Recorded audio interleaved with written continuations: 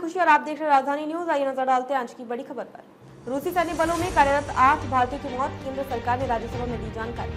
रूसी सशस्त्र बलों में काम करने वाले भारतीयों के बारे में गुरुवार को राज्यसभा में विदेश राज्य मंत्री कीर्तिवर्धन सिंह ने महत्वपूर्ण जानकारी साझा की। कीर्तिवर्धन सिंह ने एक सवाल के लिखित जवाब में बताया कि 12 भारतीय नागरिक पहले ही रूसी सशस्त्र बलों को छोड़ चुके हैं, जबकि अन्य 63 व्यक्ति जल्दी काम छोड़ना चाह रहे हैं। सिंह ने कहा कि 8 भारतीयों के मारे जाने की खबर है।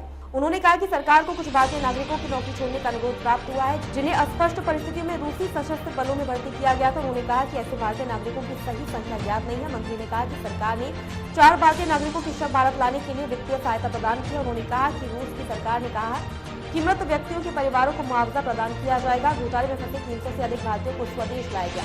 विदेश राज्य मंत्री कीर्तिवर्धन सिंह ने राज्यसभा को बताया कि बैंकॉक स्थित भारतीय दूतावास ने अब तक 300 से अधिक उन भारतीय नागरिकों को वापस स्वदेश भेजने में मदद की है।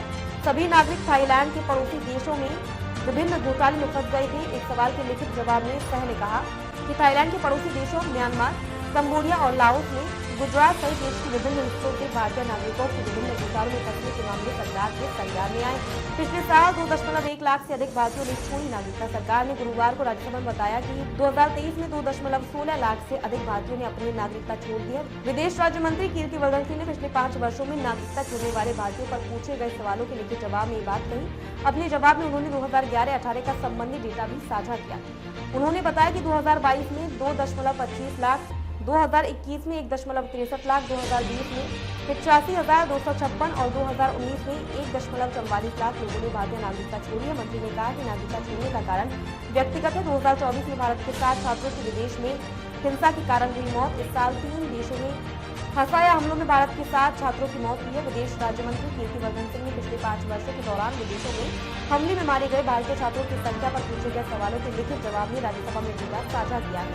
आंकड़ों के मुताबिक इस साल भारत के 124 छात्रों की विभिन्न विदेशी देशों में दुर्घटनाओं या चिकित्सा कारणों से मृत्यु हुई है। इस साल हंसाया हमलों के कारण मरने वाले 7 छात्रों में से 4 कनाडा में, 2 अमेरिका में और 1 ऑस्ट्रेलिया में था। इस वर्ष 13 लाख से अधिक छात्र विदेश में उच्च शिक्षा प्राप्त कर रहे हैं। सरकार ने संसद में बताया कि 2024 में 13 लाख से अधिक भारतीय छात्र विदेश में उच्च अध्ययन कर रहे हैं। विदेश राज्य मंत्री कीर्तिवर्धन सिंह ने राज्यसभा में इस सवाल के लिखित जवाब में डेटा साझा किया कि क्या सरकार पढ़ाई के लिए विदेश जाने वाले प्रवासी छात्रों का डेटा रखती है।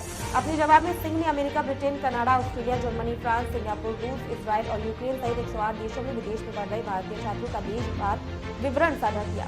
साझा किए गए आंकड़ों के अनुसार आज की तारीख में 2024 में 13,35,878 भारतीय छात्र विदेश में उच्च शिक्षा प्राप्त कर रहे हैं। अब तक के लिए बस इतना ही। फिर होगी आपसे मुलाकात ऐसी एक और खबर के साथ। अब तक के लिए नमस्कार और देखते रहिए राजधानी न्यूज।